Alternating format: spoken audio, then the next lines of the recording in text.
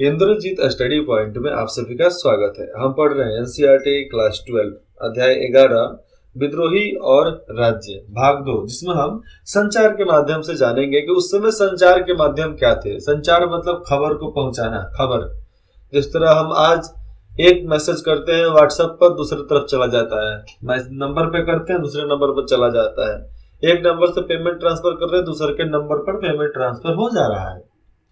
ये सब क्या है? ये सब व्यवस्था है, संचार के माध्यम व्यवस्था है।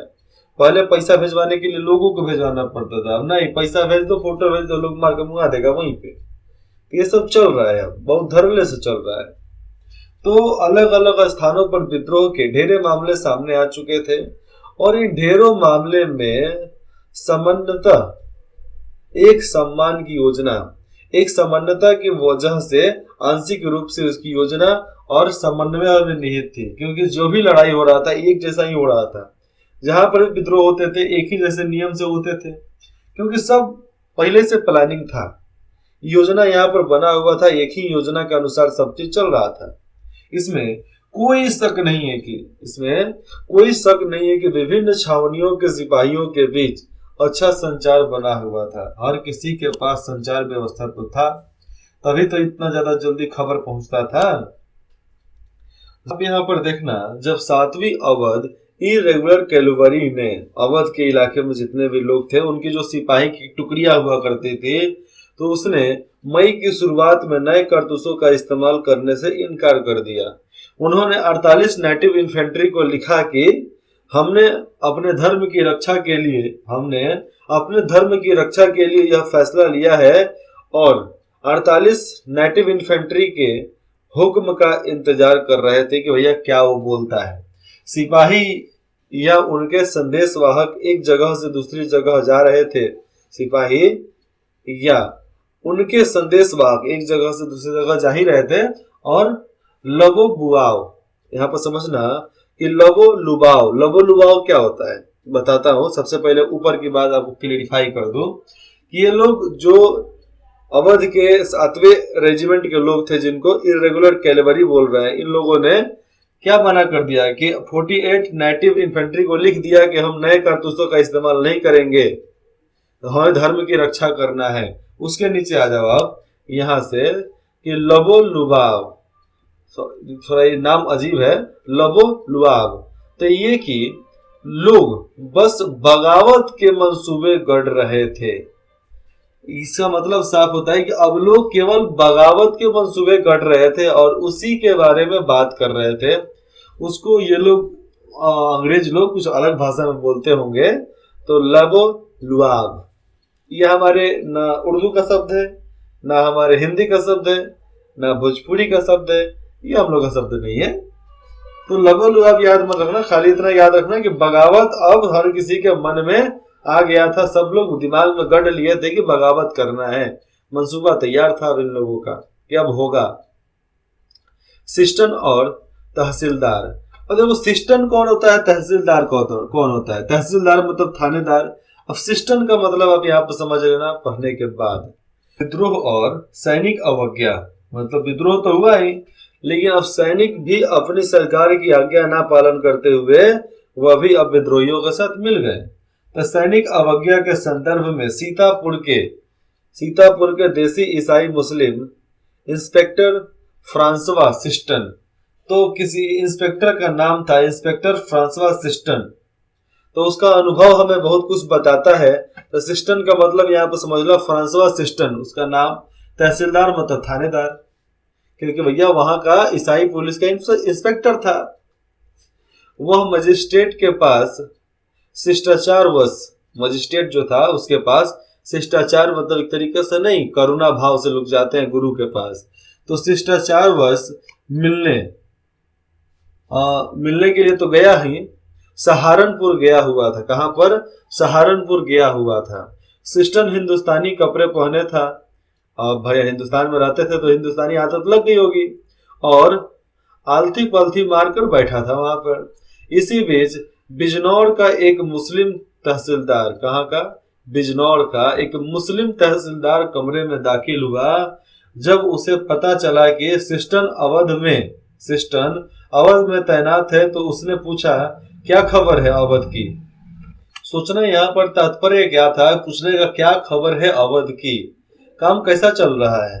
सिस्टर ने कहा, अगर हमें अवध में काम मिलता है तो जनाबे अली को भी पता चल जाएगा। वाह क्या बात है भैया, हमें काम मिलता है तो आपको पता चल जाता है, जनाबे अली मतलब आपको भी पता चल जाएगा। इस पर तहसीलदार ने कहा, भरोसा रखो, इस बार हम कामयाब होंगे। मुस्लिम तहसीलदार जो था उसने कहा, भरोसा रखो, हम इस बार कामयाब होंगे, मामला काबिल हाथों में है।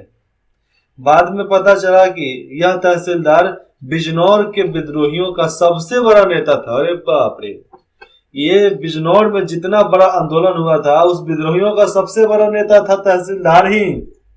तो तहसीलदार समझ सकते हो, दिमाग से चालू, सैनिक पहले और ऊपर से नेता, विद्रोहियों का नेता, एकदम समझ लो कि वो अलग ही लेवल का सब कांड हो रहा था वहां पे, अलग ही लेवल का लोग विद्रोह कर रहे थे।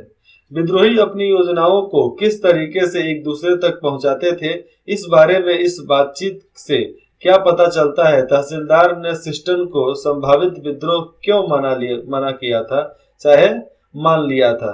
विद्रोही क्यों मान लिए थे, क्या नहीं समझे ना? ये जो तहसीलदार थे, तहसीलदार ने सिस्टन को संभावित विद्रोही क्यों मान लिया था। तो इस पर कुछ नहीं करना, ये क्वेश्चन केवल आपके चर्चा के लिए, आप क्लास में इसके बारे में बात उठा सकते हो कि तहसीलदार ने सिस्टम को संभावित विद्रोही क्यों मान लिया। ये सब यहाँ पर आपको बात करना है। तो एक दूसरे से बात करोगे, डिबेट करोगे तो आपको होगा कि हाँ कुछ नया सीखने को मिलेगा, सुन कर सीख सकते हो। 9वीं या 10वीं क्लास में थे तो हमारे क्लास में पापा आए थे, मेरे पापा आए थे, तो बोले कि ग्रुप स्टडी करो, डिबेट करो एक दूसरे से। तो टीचर ने कभी बताया नहीं कि भैया डिबेट कैसे करते हैं, ग्रुप स्टडी। हम लोग तो समझते थे कि 4 लड़का मिलकर जो पढ़ाई कर ले वही ग्रुप स्टडी। लेकिन ग्रुप स्टडी का मतलब होता है कि हर कोई एक समान, हर कोई एक से एक होना चाहिए। तो भैया हम लोग ग्रुप बनाए, ठीक है भैया ग्रुप बनाए पढ़ने के लिए, लेकिन पढ़ाई की जगह पर वहां पर बकलोली होने लगा था और ग्रुप में वही फालतू का बात होने लगा, इसलिए ग्रुप बंद कर दिया गया। नहीं जरूरत है, क्योंकि घटिया मेंटेलिटी के जब लोग हो जाते हैं तो वहां पर रुकने की कोई जरूरत नहीं है, वहां से बाहर निकल जाओ, उसी में आपकी भलाई है। तो विद्रोहियों की बनावट और जिन साक्ष्य के आधार पर ऐसा लगता है, समझना यहाँ पर, विद्रोहियों की बनावट और जिन सबूतों के आधार पर ऐसा लगता है कि इन विद्रोहियों में एक योजना और समन्वय था, एक योजना और एक समान ही इनका भाव आदर लड़ने का था, कांड था, उनको देखकर कुछ अहम सवाल खड़े होते हैं। अब ये सब देखने के बाद कि योजना सब एक ही चल रहा है, सब सामान्य चल रहा है, इसको देखकर एक सवाल खड़ा होता है, ये योजनाएं कैसे बनाई गई होगी। सबसे पहली बात, ये सारी योजनाएं कैसी बनाई गई होगी, कौन बनाया होगा, योजनाकार कौन थे। मौजूदा दस्तावेज के आधार पर इन सवालों के सीधे सीधे जवाब देना कठिन है। आज उस समय के जवाब, चाहे जो भी दस्तावेज हो, पढ़ने के बाद कोई नहीं बता सकता था कि क्या कैसे हुआ होगा। फिर भी एक घटना इस बारे में कुछ सुराग जरूर देता है, एक घटना इन सबके बारे में सुराग जरूर देता है कि वे विद्रोही इतने सुनियोजित कैसे थे, एक तरीके से संगठन बनाए और एक समय, एक योजना कैसे चलते थे। विद्रोह के दौरान अवध मिलिट्री पुलिस, विद्रोह जब हो रहा था तो अवध मिलिट्री पुलिस के कैप्टन हियरसे की सुरक्षा का जिम्मा भारतीय सिपाहियों पर था। जहां कैप्टन हियरसे तैनात था वहां पर भारतीयों को बोला गया था कि सुरक्षा करना। वहीं 41वें नेटिव इन्फेंट्री भी तैनात थी।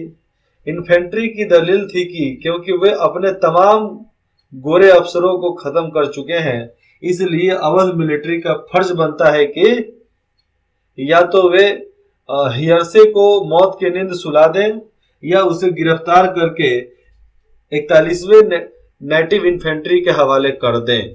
साफ साफ इनको यही बोला गया था कि आप भैया उसको उड़ा दो, मार दो, नहीं तो आप इनको गिरफ्तार करके 41वें नेटिव इन्फेंट्री के हवाले कर दो, सिंपल। तो जो मिलिट्री थी, कहाँ की, अवध की मिलिट्री, तो मिलिट्री पुलिस ने दोनों दलीलें खारिज कर दी, कहीं नहीं हम नहीं करने वाले हैं, हम तुम काहे दे भैया। अब यह तय किया गया कि इस मामले को हल करने के लिए हर रेजिमेंट के देसी अफसरों की एक पंचायत बुलाई गई कि भैया आओ, आप देसी रेजिमेंट के हो, आप यहाँ पर एक पंचायत हो रहा है, आओ यहाँ पर ये कांड हुआ है। इस विद्रोह के शुरुआती इतिहासकारों में से एक, जिसका नाम था चार्ल्स बॉल, ने लिखा है कि ये पंचायतें रात को कानपुर सिपाही लाइन्स में जुटी थी। कानपुर में एक सिपाही लाइन है, तो सिपाही लाइनों में जुटी थी ये सारी इन लोगों की मीटिंग, मतलब पंचायत। इसका मतलब है कि सामूहिक रूप से कुछ फैसले जरूर लिए जा रहे थे, तभी तो बात है कि एक जगह बैठ सकते थे। तो वैसे ही सब कहीं ना कहीं आकर बैठते होंगे, क्योंकि सिपाही लाइनों में रहते थे। कहाँ रहते थे? सिपाही जो थे सिपाही लाइन में रहते थे, मतलब सिपाहियों का एक अलग अड्डा बनाकर रखा जाता था, उनका अलग एक रेसिडेंट ही होता है, मतलब पूरा बाउंड्री से घिरा हुआ कि उसी में सिपाही सब रहेंगे। और सभी की जीवन शैली एक जैसी ही थी, और क्योंकि उनमें बहुत सारे प्रायः एक ही जाति के होते थे, क्या एक ही जाति के होते थे, इसलिए इस बात का अंदाजा लगाना मुश्किल नहीं है, इस बात का अंदाजा लगाना मुश्किल नहीं है कि वे इकट्ठा बैठकर अपने भविष्य के बारे में फैसले ले रहे हो। यहाँ पर आपको थोड़ी सी डाउट होगी, मैं इसको डाउट को फिर से क्लियर कर देता हूँ यहाँ से बताकर। क्योंकि सिपाही लाइनों में रहते थे, उनका अपना रेसिडेंट होता था, घर होता था, उसी इलाके में सब रहते थे, और सभी की जीवन शैली एक जैसी ही थी, सब एक ही जीवन शैली को अपनाते थे। क्योंकि उनमें बहुत सारे प्रायः एक ही जाति के थे, इसलिए इस बात का अंदाजा लगाना मुश्किल नहीं है कि वो इकट्ठा बैठकर भविष्य के लिए बात भी कर सकते हैं। जब एक ही जाति के हैं, एक ही रेजिडेंट के हैं, और उनको मालूम है कि हम एक ही हमारा रूल्स रेगुलेशन है, तो बैठकर तो बात करते ही होंगे। तो इन लोगों ने बैठकर भविष्य के बारे में फैसला ले रहे होंगे। ये सिपाही अपने विद्रोह के कर्ता धर्ता खुद ही थे, और ये जो सिपाही थे मिलिट्री सिपाही 41वें नेटिव रेजिमेंट्री, तो ये अपना कर्ता धर्ता खुद थे। ऐसे सब मिलिट्री वाले खुद होते हैं, लेकिन ऊपर का ऑर्डर इनको फॉलो करना पड़ता है। आज के जमाने में कोई भी मिलिट्री फोर्स में हो, कोई भी मिलिट्री में हो, कोई भी डिफेंस फोर्स में हो, तो उसको अपने सीनियर का ऑर्डर का पालन करना ही पड़ेगा, नहीं तो सीनियर गोली मार देगा। ये तस्वीर देखिए रानी लक्ष्मीबाई, एक प्रचलित चित्र है रानी लक्ष्मीबाई का। नेता और अनुयायी, नेता और अनुयायी। अब देखो, नेता अनुयायी किस बात का?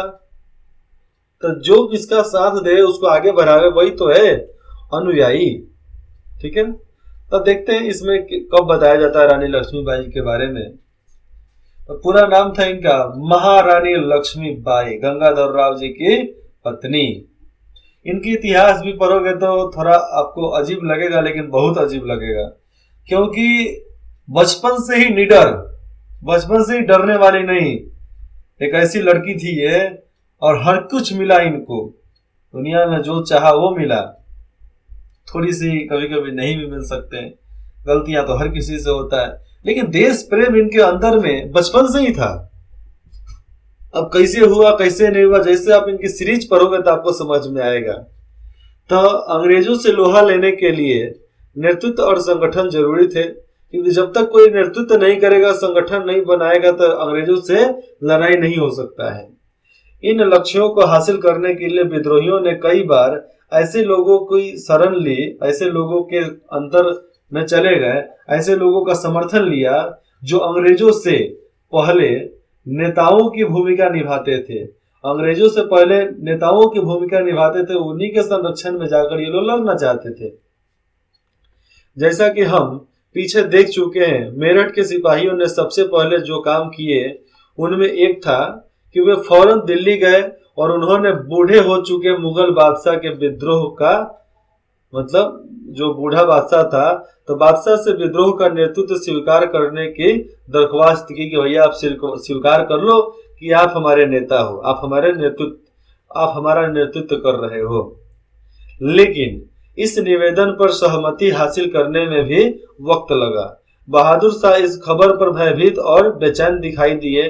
बहादुर शाह ने नामात्र का नेता बनने की जिम्मेदारी भी तब स्वीकार की जब कुछ सिपाही शाही शिष्टाचार की अवहेलना करते हुए जबरन लाल किले के मुगल दरबार में जा घुसे और बहादुर शाह के पास वाकई कोई चारा नहीं बचा था। तब जाकर बहादुर शाह ने बोला कि हम आपका नेता बनने के लिए तैयार हैं, भले नाम मात्रा के ही बने, केवल नाम हो कि हम आपका नेतृत्व कर रहे हैं, लेकिन फिर भी बनेंगे।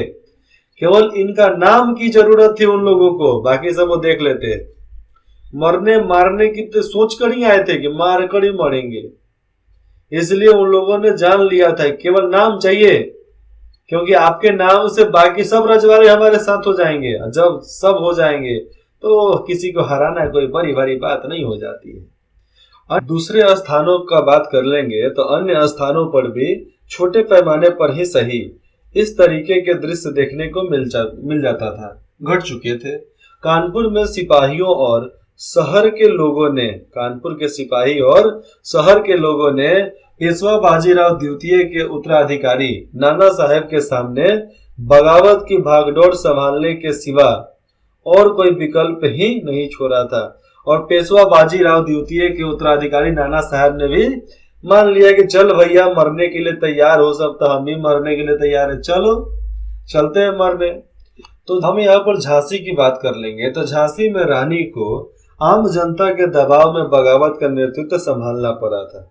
ऐसा नहीं कि रानी लक्ष्मीबाई नहीं संभालना चाहती थी, वो तो तैयार थी, आजा भैया लड़ लेंगे हम भी तुम्हारे से। कुछ ऐसी ही स्थिति बिहार में आरा के स्थानीय जमींदार कुंवर सिंह की थी। आप कुंवर सिंह के बारे में जानते हो, जो भी आरा में होगा इसीलिए बोलता है आरा जिला में घर बात है कौने बात का डर बा। आज यही बात है कि इंटरव्यू में यही सवाल ज्यादा पूछा जाता है बिहार के लड़कों से, खास करके आरा के जो हो उनसे तो जरूर। तो उन गधों को ये भी नहीं मालूम है, यूपीएससी में चले गए आईएएस का इंटरव्यू दे रहे हैं, उनको ये भी नहीं मालूम है कि बोलते क्योंकि हमारे बिहार के आरा जिले में एक जमींदार हुआ करते थे कुंवर सिंह, जिनके कारण एक तहलका मचता था जब वो सामने चलते थे लड़ने के लिए। तो इसीलिए वहां के आज भी स्थानीय लोग बोलते हैं कि आरा जिला में घर बात कौना बात के डर बा। तो ये सब बात बोलना चाहिए कि इंटरव्यूअर को लगे कि नहीं ये उसी धरती से उठकर आया है जिस धरती से कुंवर सिंह उठकर गया और अंग्रेजों से लड़ते लड़ते अपनी शहादत दे दी। तो ये जुनून होना चाहिए ना शरीर के अंदर भैया। आगे देखते हैं कि अवध में नवाब वाजिद अली शाह जैसे, वहां पर वाजिद अली शाह बहुत बढ़िया ये नवाब थे वहां पर। तो जैसे लोकप्रिय शासक को गद्दी से हटा दिए जाने और उनके राज्य पर कब्जा कर लेने की यादें लोगों के जहन में अभी भी ताजा थी। लोगों के मन में कोई बात चुभ जाती है कि भैया उतने दिन से हमारे साथ थे, ये नवाब हमारे पर शासन करते थे, हम इनके संरक्षण में थे तो हम सुरक्षित महसूस करते थे। इसीलिए जब उनको हटाया गया तो इनको दिक्कत हुआ, बहुत ज्यादा दिक्कत हुआ। लखनऊ में ब्रिटिश राज्य के ढहने की खबर, लखनऊ में ब्रिटिश राज्य के ढहने की खबर पर लोगों ने नवाब के युवा बेटे, नवाब का जो युवा बेटा था जिसका नाम था ब्रिजेश कद्र, तो ब्रिजेश कद्र को अपना नेता घोषित कर दिया कि अब भैया ये हमारा नेता है। तो उसके बाद देखिए क्या हुआ था। तो सभी जगहों पर नेता दरबारों से जुड़े, अब उनको नेता घोषित कर दिया गया, फिर भी आगे की बात तो बताना है ना जी। सभी जगहों पर नेता दरबारों से जुड़े, सभी जगहों की बात कर लिया जाए तो नेता दरबारों से जुड़े व्यक्ति, रानियां, राजा, नवाब, तालुकदार नहीं थे। मतलब केवल विरोध करने के लिए यही लोग नहीं थे, और भी थे। अक्सर विद्रोह का संदेह आम पुरुषों एवं महिलाओं के जरिए और कुछ स्थानों पर धार्मिक लोगों के जरिए भी फैल रहा था। मेरठ से इस आशय की खबर आ रही थी, या आशय की खबर आ रही थी कि वहां हाथी पर सवार एक फकीर, किस पर सवार, हाथी पर सवार एक फकीर को देखा गया था, जिससे सिपाही बार बार मिलने जाते थे। क्योंकि वो फकीर वहां पर था, नेतृत्व कर रहा था, तब ना लोग मिलने जा रहे थे। लखनऊ में अवध पर कब्जे के बाद बहुत सारे धार्मिक नेता और स्वयंभू पैगंबर प्रचारक ब्रिटिश राज्य को नेस्तनाबूद करने का अलख जगा रहे थे। नेस्तनाबूद मतलब खत्म करने का, ब्रिटिश साम्राज्य को खत्म कर देने का। तो नेस्तनाबूद उर्दू शब्द हो गया, खत्म करने का एकदम इनके मन में जुनून जग गया था, खत्म करेंगे। ये तस्वीर सामने आप जो देख रहे हो, ये तस्वीर है नाना साहेब का, पेशवा बाजीराव द्वितीय के बेटे थे कि पोते थे। हाँ, तो उनका ये तस्वीर था 1858 के अंत में। कब? 1858 के अंत में, 1858 के अंत में जब विद्रोह विफल हो गया तो नाना साहेब भागकर नेपाल चले गए और उनके भागने की घटना को नाना साहेब के साहस और बहादुरी की कहानी का किस्सा बताया जाता है। गजब बात है, भाग गए तो बहादुर कैसे? मर जाते तो बहादुर ना? नहीं, क्योंकि वो नेपाल जाकर भी बहुत कुछ किए था। ऐसा बात नहीं है कि नेपाल जाकर चुप थे, नेपाल जाकर भी बहुत कुछ किए। अन्य स्थानों पर बात हम यहाँ पर करेंगे तो अन्य स्थानों पर किसानों, जमींदारों और आदिवासियों को विद्रोह के लिए उकसाते हुए कई स्थानीय नेता सामने आ चुके थे कि विद्रोह करो। शाहमल ने, किसी का नाम था, तो शाहमल ने उत्तर प्रदेश में बरोत परगना के गांव वालों, बरगोत परगना मतलब उस इलाके के गांव वालों को संगठित किया। छोटा नागपुर स्थित सिंहभूम, छोटा नागपुर जिसको बोला जाता था उसी में सिंहभूम कहे, तो सिंहभूम के एक आदिवासी काश्तकार जिसका नाम था गोनू, तो गोनू ने इलाके के कुल आदिवासियों का नेतृत्व संभाला हुआ था। तो इसने कुल आदिवासियों का नेतृत्व करके आगे लेकर चला। कानपुर से एक जुलूस निकल गया, कानपुर के ऊपर का जितना भी परगना था जिसको लोग बड़ोत्र बोलते हैं, वहां से लोग निकल गए, वहां के गांव के लोग निकल गए। तो विद्रोह गांव गांव से था, जन जन से था, हर लोग से था। हर लोग चाहते थे कि भैया इन लोगों को खदेड़ कर फेंक दो, लेकिन किसके लिए? ये नहीं कि भारतवर्ष के लिए, ये कि हमारे नवाब के लिए, हमारे राजा के लिए। लेकिन जस्ट फिर 1900 कुछ आते आते अब विद्रोह सामने आया कि अब हमें देश की आजादी चाहिए, हम अब लोकतंत्र कायम करेंगे। लोकतंत्र मतलब क्या? अब हम यहाँ पर इलेक्शन करवाएंगे, लोगों के मत के अनुसार यहाँ पर प्रधानमंत्री चुने जाएंगे। तो ये सब बातें चलने लगी और इस पूरा होते होते 1948 मतलब 48 साल खत्म हो गया, तब जाकर हमें आजादी मिली। और फिर 3 साल गंवाकर, 2.5 साल गंवाकर हमने संविधान की निर्माण किया और संविधान बनाया, और संविधान ऐसा बनाया कि आज पूरा भारत सिक्योर है। आज भारत में मिलने के लिए बहुत सारे देश उतारू हो जाते हैं, लेकिन सबको मिलाया तो नहीं जा सकता ना, इसीलिए चुप रहा जा रहा है। 1857 के 2 विद्रोही, कौन कौन? नाम भी उनका दिया जाएगा, शाहमल। तो 2 विद्रोहियों का नाम सबसे पहला शाहमल है। शाहमल उत्तर प्रदेश के बरोत परगना के एक बड़े गांव के रहने वाले थे। वह एक जाट कुटुंब मतलब क्या? जाट क्या होता है? ऐसे उधर के पंजाब के लोग अपने आप को जाट बोलते हैं। तो जाट कुटुंब से संबंध रखते थे, जो 84 देश मतलब यहाँ पर देश समझ लो, देश में सौ जो है, अगर ये यहाँ पर दंत स है तो देश मतलब गांव हो गया। अगर वहां पर तालाबे स होता तो सही में देश हो जाता। तो 84 देश 84 गांव में फैला हुआ था उनका पूरा कुटुंब। उनका पूरा क्षेत्र कितना था?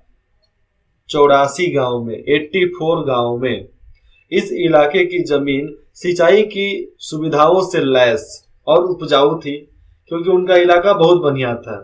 यहाँ की मिट्टी काली नम थी, मतलब समझ लो कि गंगा घाटी की ही समझ लो एक तरीके से, कि गंगा घाटी यमुना घाटी के बीच का बात था। बहुत सारे ग्रामीण संपन्न थे और लोग ब्रिटिश भू राजस्व व्यवस्था को दमनकारी मानते थे। लगान की दर ज्यादा और वसूली सख्त थी। लगान का दर ज्यादा और वसूली सख्त जबरदस्ती और सिपाहियों को भेजकर किया जाता था। नतीजा यह था कि किसानों की जमीन बाहरी लोगों के हाथ में जा रहे थे। इलाके में जो भी आता था, तो इलाके में आने वाले व्यापारी और महाजन जमीन पर कब्जा करते जा रहे थे। शाहमल ने 84 देश के मुखियाओं और काश्तकारों को संगठित किया और इसके लिए उन्होंने रात के समय में गांव-गांव जाकर बात की और लोगों को अंग्रेजों के खिलाफ विद्रोह के लिए तैयार कर लिया कि हम अब विद्रोह करेंगे अंग्रेजों के खिलाफ। बहुत सारे दूसरे जगहों की तरह यहाँ भी अंग्रेजों के खिलाफ आंदोलन का एक व्यापक विरोध विद्रोह में तब्दील हो गया, विद्रोह में तब्दील हो गया था। अब विरोध जो था ना, उत्पीड़न और अन्याय के तमाम चिन्हों के खिलाफ होने लगा था। किसान अपने खेत छोड़कर निकल पड़े थे और महाजनों और व्यापारियों के घर बार लूटे जा चुके थे। बेदखल भूस्वामियों ने छीन चुकी, यहाँ पर समझना कि अब घर बार सब लूटे जा चुके थे, जितने व्यापारी और महाजन थे। बेदखल भूस्वामियों ने, जिसके पास जमीन नहीं है, छीन चुकी जमीनों पर दोबारा कब्जा कर लिया। जिसका जमीन छीन लिया गया था वो अपने जमीन पर फिर से कब्जा कर लिया। शाहमल के आदमियों ने सरकारी इमारतों पर हमला किया, नदी का पुल ध्वस्त कर दिया और पक्की सड़कों को खोद डाला। ले भैया, तुम अइबे नहीं करेगा यहाँ पर। इसकी एक वजह यह भी थी कि वे सरकारी फौजों का रास्ता रोकना चाहते थे। दूसरी वजह यह थी कि पुलों और सड़कों को ब्रिटिश शासन का प्रतीक माना जाता था। जो भी पुल था, सड़क था, उसको ब्रिटिश शासक का प्रतीक माना जाता था कि ये भैया उसी का बनाया हुआ है, तोड़ो इसको। उन्होंने दिल्ली में विद्रोह करने वाले सिपाहियों को शरद पहुंचाया, सामान पहुंचाया खाने पीने के लिए, और ब्रिटिश हेडक्वार्टर और मेरठ के बीच तमाम सरकारी संचार बंद कर दिए। नहीं चलेगा, सब चीज बंद कर दो, टेलीग्राफ की लाइनें काट दिया करो, कोई खबर नहीं जाएगा, खबर ले जाने वाले को छुट्टी। स्थानीय स्तर पर राजा कहलाने वाले शाहमल ने एक अंग्रेज अफसर के बंगले में डेरा डाला और उसे न्याय भवन का नाम दिया। अंग्रेज के भवन में डेरा डाला, उसको न्याय भवन का नाम दिया और वहीं से झगड़ों और विवादों का फैसला करने लगे थे कि ये हो सकता है। उन्होंने गुप्तचरी का भी हैरत अंगेज नेटवर्क स्थापित किया कि इधर उधर जाओ, पूरा गुप्तचर बनकर जाओ, वहां से खबर लेकर आना। कुछ समय के लिए लोगों को लगा कि फिरंगी राज खत्म हो चुका है और उनका राज आ चुका है। जुलाई 1857 में शाहमल को युद्ध में मार दिया गया। समझना कि मई जून लड़ाई हुआ और जुलाई में 1857 में शाहमल को युद्ध में मार दिया गया। उत्तरी ये तो खत्म हो गए, और खत्म हो गए तो इनका सारा सर्वनाश हो गया, इनका राजपाट सब खत्म कर दिया गया। अब यहाँ पर शाहमल के बाद आते हैं मौलवी अहमदुल्लाह शाह। क्या नाम है? मौलवी अहमदुल्लाह शाह। ये भी क्या करते हैं? मौलवी अहमदुल्लाह शाह 1857 के विद्रोह में अहम भूमिका निभाने वाले बहुत सारे मौलवियों में से एक थे। हैदराबाद में शिक्षित शाह काफी, हैदराबाद में पढ़े लिखे ये शाह काफी कम उम्र में ही उपदेशक बन चुके थे, लोगों को उपदेश देते थे। 1856 में उन्हें अंग्रेजों के खिलाफ जिहाद का प्रचार करते और लोगों को विद्रोह के लिए तैयार कराते हुए गांव-गांव जाते देखा गया था कि गांव-गांव विद्रोह के लिए भड़का रहे हैं। वे एक पालकी में बैठकर, पालकी क्या, जिसमें डोली, जिसको आप पहले बोलते थे ना, डोली में लड़की जा रही है, दुल्हन जा रही है, तो वैसे ही पालकी में बैठकर चले जाते थे वहां से। और पालकी के आगे आगे ढोल और पीछे उनके समर्थक होते थे। आगे ढोल पीछे समर्थक, इसलिए उन्हें लोग बाग डाका शाह कहते थे। बाग डाका मतलब क्या? वो डंका बजा बजा कर आते थे, खबर पहुंचाकर भड़का कर चले जाते थे, विद्रोह करने के लिए तैयार करते थे। ब्रिटिश अफसर इस बात से परेशान थे कि मौलवी के साथ हजारों लोग जुट रहे हैं और बहुत सारे मुसलमान उन्हें पैगंबर मानने लगे हैं और समझते थे कि वह इस्लाम के आदर्शों से ओतप्रोत है। इस्लाम का आदर्श सब जानता है। जब 1856 में वह लखनऊ पहुंचे तो पुलिस ने उन्हें शहर में उपदेश देने से रोक दिया कि तुम शहर में जाकर उपदेश नहीं दे सकते हो। 1857 में उन्हें फैजाबाद जेल में बंद कर दिया गया। रिहा होने पर उन्हें 22वीं नेटिव इन्फेंट्री के विरोधियों ने, समझना यहाँ पर कि जब वहां से रिहा हुए तो उसके बाद 22वीं नेटिव इन्फेंट्री के विद्रोहियों ने अपना नेता चुन लिया। चल भाई, तू मेरा नेता है, चल हमारे लिए बोल। उन्होंने चिन्हाट के विख्यात शीर्षक के हिस्सा लिया, जिसमें हेनरी लॉरेंस की अगुवाई वाली टुकड़ियों को मुंह की खानी पड़ी थी। मौलवी साहब को उनकी बहादुरी और ताकत के लिए जाना जाता था कि वो बहादुर भी थे, ताकतवर भी थे, दिमाग से तेज भी था भैया, इसलिए उसको नेता बनाते गए, प्रसिद्धि मिलता गया, जीतते गए।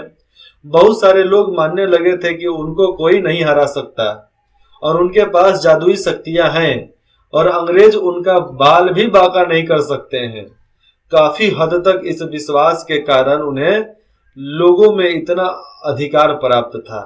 समझना कि बहुत सारे लोग उनको भगवान मानने लगे थे, इनके पास जादुई शक्तियां हैं, अंग्रेज उनका बाल भी बांका नहीं कर सकते। काफी हद तक इसी विश्वास के कारण उन्हें लोगों में इतना अधिकार प्राप्त हुआ और लोग उनके लिए मरने कटने के लिए तैयार हो जाते थे।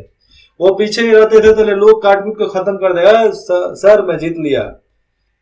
तो उनको मौलवी साहब बोलते होंगे, तो मौलवी साहब मैंने युद्ध जीत लिया, मार दिया उन सबको। तो ऐसे बात होते थे और यहाँ पर खत्म हो जाते थे। आपका यहाँ पर ये भाग खत्म करते हैं, फिर अगले भाग में हम अफवाहें और भविष्यवाणियों पर बात करेंगे। अफवाह मतलब क्या? गलत खबर चाहे सही खबर जल्दी फैला दिया जाए आग के जैसा। भविष्यवाणियां, ये बोल दिया जाए कि देश हमारा कल आजाद हो जाएगा, तो लोगों के अंदर जुनून बढ़ जाएगा कि ले भैया मार, और तेजी से मार कि कल मेरा देश आजाद हो जाएगा। तो इसी का सहारा लिया गया और जिंदगी में कुछ नया किया गया। इसीलिए बोला जाता है कि मोदी सरकार नहीं हारेगी, नहीं जीतेगी, बीजेपी हार जाएगी, और मालूम चलता है कि इलेक्शन में वही जीत गई। तो भविष्यवाणी का लोग उल्टा ही मतलब हमेशा निकालते हैं। अगर कोई ऐसा आदमी बोले भविष्यवाणी करेगी ये पार्टी जीतेगा, उसको लोग पसंद नहीं करते हैं, इतना गाली देंगे कि भैया उसका माथा खराब हो जाएगा। ये सब बातें हैं जो भविष्यवाणियों पर और अफवाहों पर बात होती है।